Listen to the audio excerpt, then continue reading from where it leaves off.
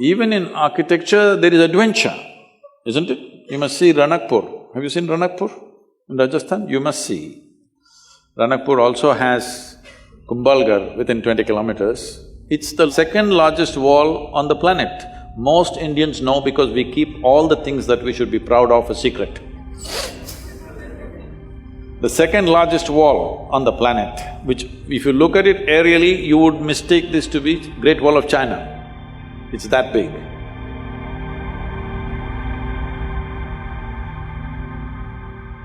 But most Indians don't even know there is a wall like this, it's in Kumbhalgarh.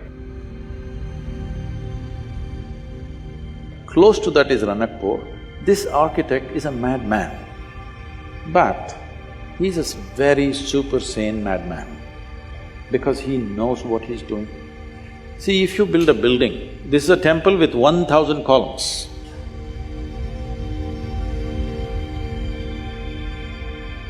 If you're thinking about safety, what would you do? Just in case over a period of time, if one column collapses, because those days the material is only stone, there is no steel and concrete and stuff.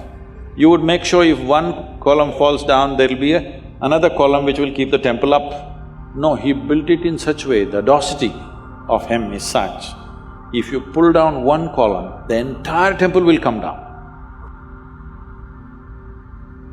His pride in his intelligence and capability is such that he made it in such a way, if one column comes, the temple should not exist. And it's standing for over 500, 600 years without an issue. You will see something like that in the yoga center. We built an elliptical dome, no steel, no concrete. And at the top, it's only 8 inches thick. And just to freak people, I left a 9 feet diameter hole. People said, this will going to collapse. It will not collapse.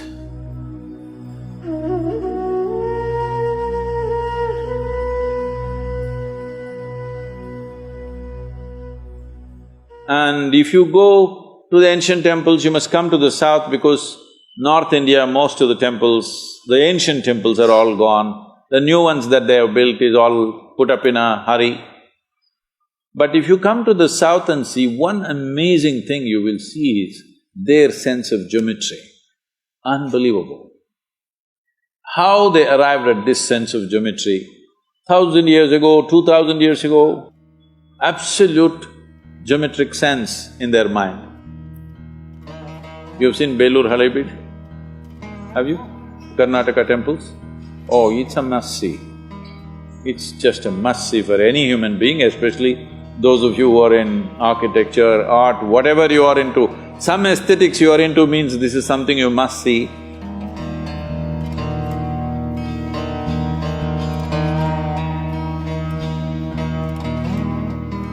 It's more than seeing those sculptures.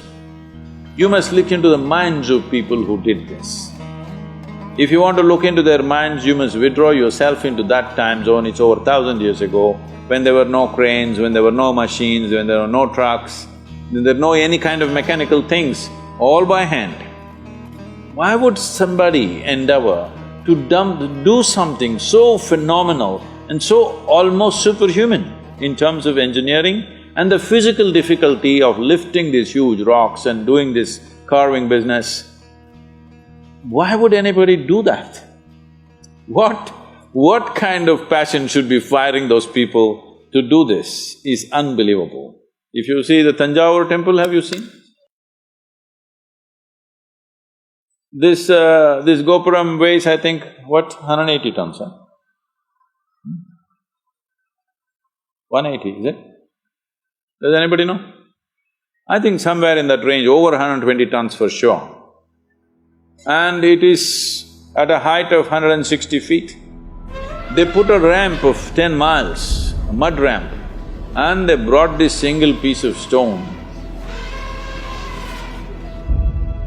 160 feet high above, and made a gopuram out of it, exquisitely carved.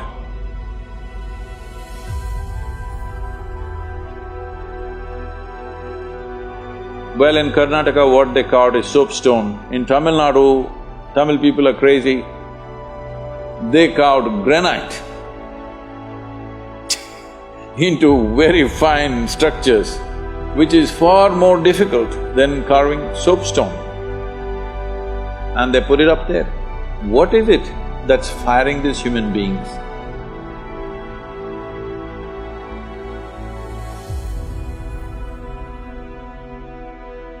Before you take up any project, you must visit this and see what kind of human beings are these,